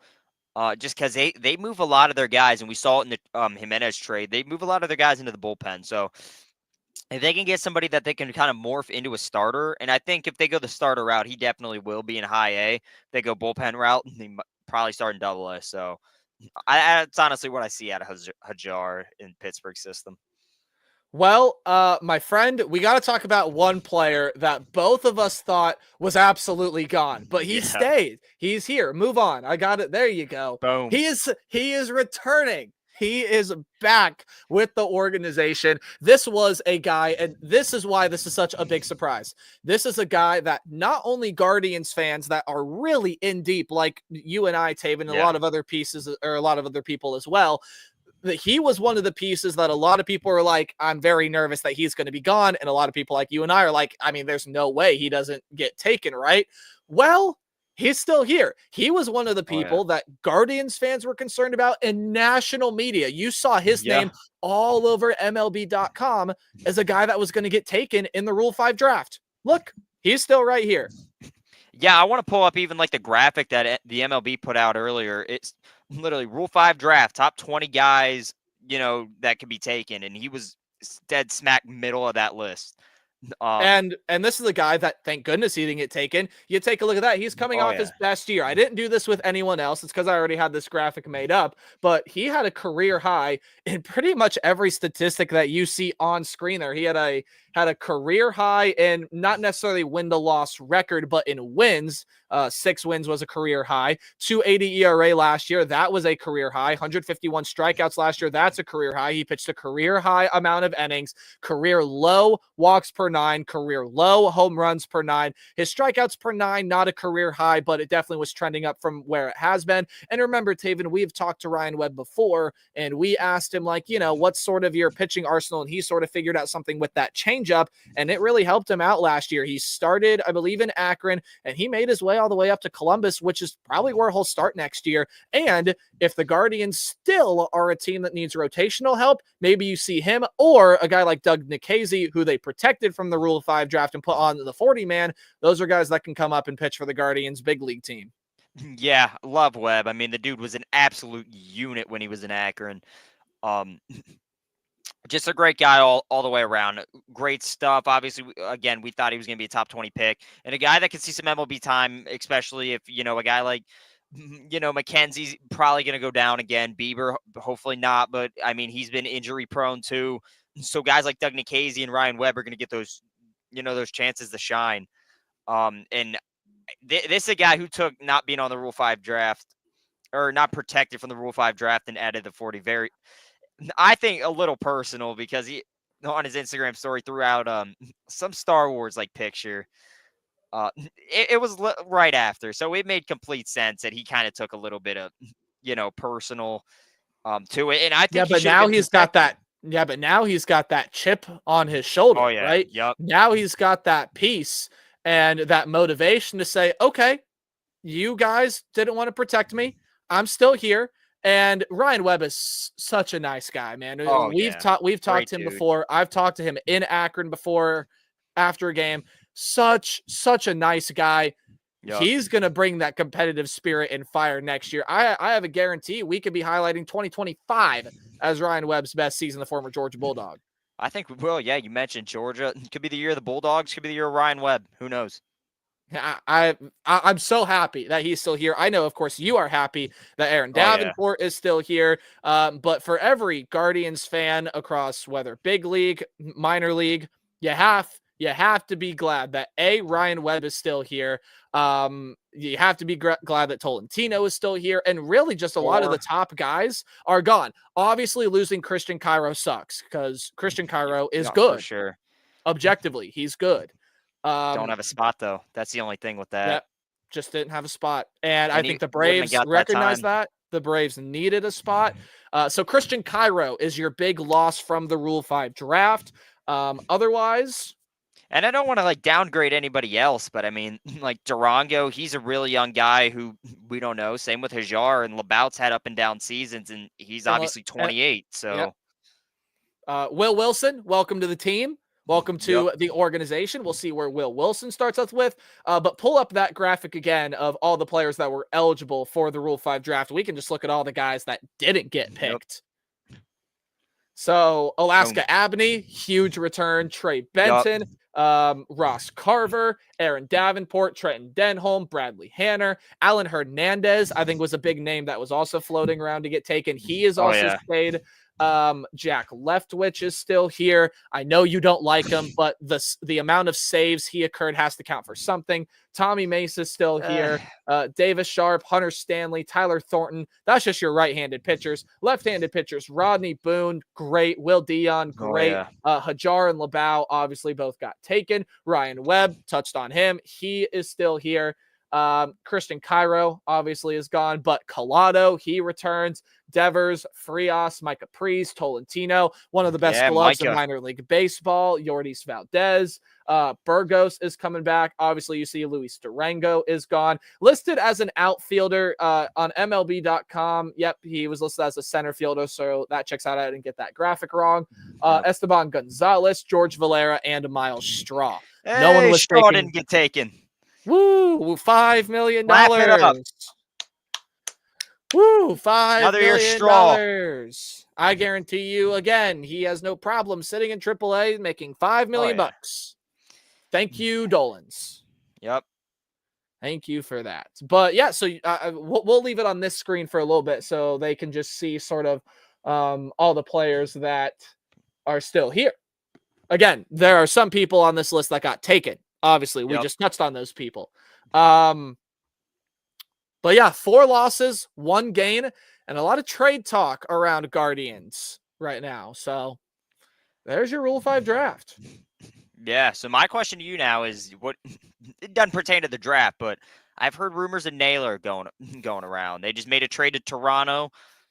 Guards prospect put out. Will we maybe see another trade that puts Josh Naylor in Toronto with Jimenez and maybe move somebody down here? Yeah, so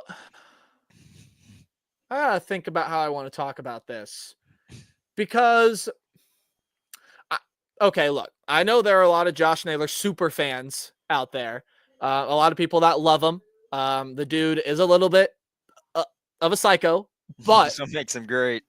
exactly, that's what I'd say. That's exactly what makes him great. He performed in the regular season beautifully this year, did not show up in the postseason, which is why he's on the trade block. If he would have shown up in the postseason last year, I guarantee you that the Dolans or whoever in that front office would say, "Oh, here you go, take my money."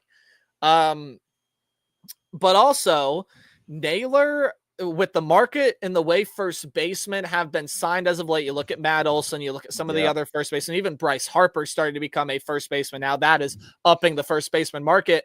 Josh Naylor, for what he is, and this is not to offend Josh Naylor, because I do think he is a really, really good player, and his defense has stepped up immensely. It stepped up immensely last season. Yep. I think someone is going to overpay for him if the Guardians don't re-sign him. And that's just because the first baseman market is so expensive. Yeah, I agree. I love Naylor. I think he should probably be getting anywhere from 15 to 18 million a year, but I can see a team definitely reaching on him and paying 25, maybe even 30. Yeah, that's what I was going to say. So, Which is just not in the Guardians payroll. So if they flip him now, so I saw one trade and it's not going to happen. It would be stupid to do it from the other team's perspective. But I saw a thing that like, oh, do you think now maybe Josh Naylor gets flipped to Seattle for Luis Castillo? And you're crazy if you think Josh Naylor's the only thing that Cleveland's going to have to send to get Luis Castillo. And I know Castillo has had a lot of down years, and maybe Seattle is like, yeah, let's get rid of this guy. But he's overall, he's good. He's very good. And for an organization that develops pitching, you can't sell a guy like Luis Castillo for only Josh Naylor. You just can't do it. Yeah, for sure.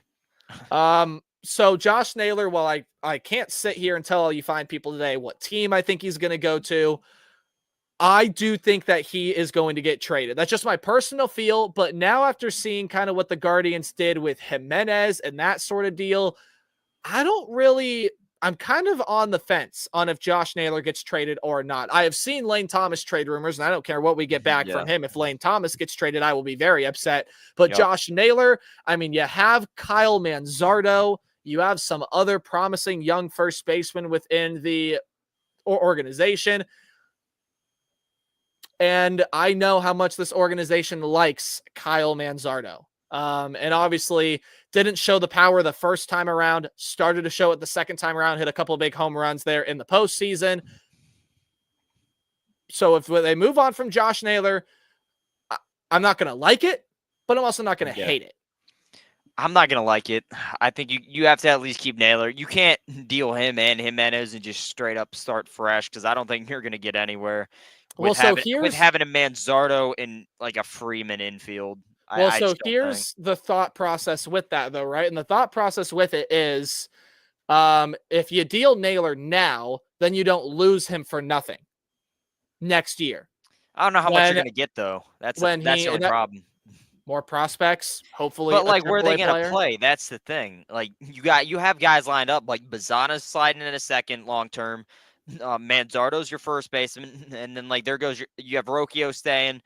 Jose's obviously going to be your third baseman, so there goes like kind of your infield, and then like catcher, you have Velasquez coming up and DeLauder, and you still have Kwan, and so it's like you have CJ Kayfus is never going to get a chance, and I think he's great. So you don't need more prospects. I think you hold Naylor for this year, work Freeman in there or something like that, and on Angel. Or if you hang on to Naylor this year and either he is struggling or the team is struggling, and we need to pick me up for the postseason, or another team needs to pick me up for the postseason. And if Manzardo is playing well, especially if Naylor's playing pretty decently, you can flip him at the deadline next year and you still get value for him. I just think Yeah. with the Guardians thinking, if they want to do what they did with Jimenez and trade him off before they have to sign him and trade him off before they have to give him a contract, then there's a point and a reason why they would be flipping him now. And obviously with Andres Jimenez, he's not a Gold Glover or a star, but with Jimenez struggling with the bat, you're only going to get back so much. And they did get a piece to the rotation that's going to help them this year. Yeah. Personally, just me, I think you hold Naylor at the very least till the deadline. But I think you hold him the rest of the year because you don't want to deal him too. And I mean, let's be honest, like that's gonna make a ton of fans angry. If he goes and Jimenez. Well, I understand it's going to make fans angry, but this is nothing new with the Dolan family and this Guardians front office. That a lot of people wanted them to re-sign Lindor, and they didn't do it. But that's exactly my point, right? What they did with Lindor was they shipped him off for quite a big package a year before he was due for his big contract. That's what they did with Jimenez. Now, when that money is going to start to kick in, the Blue Jays are now going to have to take that. And if he continues to struggle with the bat, then, I mean, sure, his defense is great, but we got so many other great defensive fielders within our organization that can do what Andres Jimenez just did. Probably not to the level that Jimenez did, because his defensive WAR and his FWAR, his fielding WAR is amazing. And it's been some of the best in Major League Baseball. So that is going to be really hard to replace, but the ability and the defense with the glove is replaceable. And I know it's going to be really hard to hear, but especially for an organization that's loaded with middle infield prospects, Valdez, Bazana, it is replaceable. Yeah. I mean, yeah, you have the guys that can plug in for Jimenez. Manzardo, I don't think's fully there yet. I think again, you just need that one extra year, kind of get him in DH reps, first base, and then next year's obviously I think kind of when you move on from Naylor, just because of how much he's going to cost. And if I'm being honest, deal both of them. Get rid of Bo as well. Well, so the only thing is does he have 1 or 2 more years left to control? Because if he only has 1, then I guarantee you, if they're going to trade him, they're trading him sometime in the next month. Yeah. Well, but if he's got 2 years of control left, then you could wait to deal him until next year. In which case, I would agree with you. Or if they're going to hold on to him, it would not surprise me at all to flip him at the deadline. The big piece, I actually did say I don't really know who he would go to. I do know. I just remembered this because I have a lot of friends who are Cubs fan. And the Cubs are very interested in Josh Naylor. Very, very interested. Wow. I think so interested to the fact where the Cubs might overpay in prospect value a little bit for Josh Naylor. Yeah, I could see that. So, yeah. Unless Cleveland has shut that down, which I don't think they do. Cleveland's doors are always open for business when it comes to the trade block. Yeah. Need new owner. Can't control that, but I know. We all know it's true, but we can't control it. Oh, yeah. You can get rid of that list, and if you have any other graphics you wanted to throw back up, we have been live for almost 2 hours. Do we have anything That's crazy that the people want to know? Got nothing. Chill day in the comments section. How many did we get up to today? I know weird midday stream, but weird midday stream still cracked 75. Hey, we'll take it. Good numbers. We like it too. So, I don't really have anything left to talk about. We touched on Jimenez. Obviously, Bieber, if he has a really good year, I think he's going to resign because he took less money from other organizations to stay in Cleveland. He's kind of like Jose Ramirez. Like Jose could be making $40 million a year right now. And yet he's making what, 28 something with Cleveland? 27, something like that. I think 28, 27. So Shane Bieber might definitely be the exact same way. So, but I mean, Chris Antonetti did a fantastic job hiring Steven Vogt. If Vogt is any sort of the manager like he was last year, and as a first-year manager, he's going to grow and he's going to learn, there is a lot of promise for Cleveland. I know even with Andres Jimenez gone, I know even with the rotational issues that we had, if they deal Josh Naylor, then we can have a little bit of a different conversation. But as the roster currently stands right now, along with the minor league systems, I wouldn't be surprised if DeLauder comes up next year. I wouldn't be surprised if Bazzana comes up next year. Maybe you give a guy like Espino, Burrito, Valera. Maybe you give those guys some shots at the major league level next season.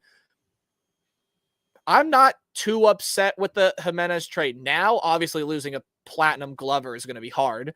But getting back what we got back for him, a couple guys that immediately from the pitching prospect tree in Pittsburgh immediately slotted into the top 30 prospects, and a guy that's immediately going to help out this rotation, as well as an outfielder in what is his name? Nick Mitchell, that can come up the ranks really fast and help out the outfield. I'm not too upset. Yeah. I mean, you pretty much said it perfectly. So, sir, anything else that you want to touch on? I think we might have to wrap this thing up, but Rule 5 draft is done. 68 players, 5 of which involve the Cleveland Guardians. And we touched on all of those, so if you missed it, go back and rewind. I know you can do that. So, yeah, well, obviously this is last show of the year, Nate. Can you believe that one? Yeah, I know. We won't see y'all again unless something big happens. So we're not going to say never. Maybe if Josh Naylor gets traded, we'll come back on here. But as it currently stands right now, final show until 2025. Yeah. It's nuts. When did we start this? June, July? I think July. Mid-season, We started in July. Yep. We started like mid-season. So, hey, you'll get a full season of us next year, which that'll be pretty exciting. Yeah, we appreciate everybody, tuning in throughout the year. Keeping this going. Next year, we're aiming for triple digits. Oh yeah, we're aiming for triple digits next year. It is going to happen. Big things next year. New like you said, new intro, new logo. We're redoing everything up. Oh yeah, and come on, those graphics that you saw, both of us make, just a start. Start. 61 days till pitchers catchers report. So we're not that far. Yeah, we really are. 2 months. February 10th. February 10th. But winter meetings now are officially done. No more winter meetings. The Rule 5 draft has been like the unofficial end to winter meetings. They're going to end today. Yeah, good news. I don't want to lose anybody else. Well, I wouldn't be surprised if Naylor got traded. We'll see what other deals the Guardians may make, but the Guardians have been fairly busy. So, but I mean, come on, that Jimenez deal, getting rid of all that money, there's something coming. For sure. Yep.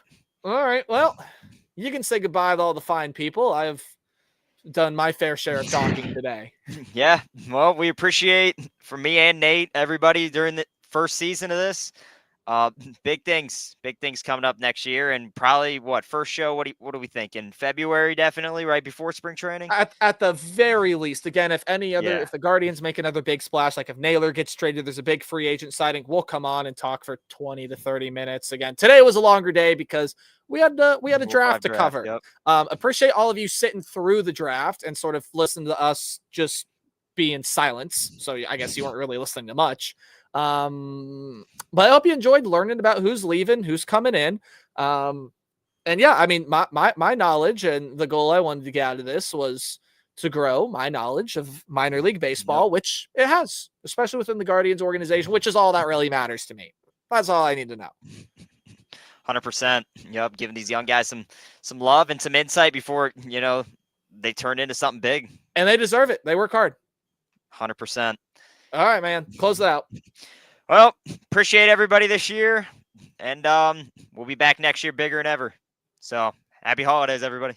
Stay tuned to Twitter for new shows.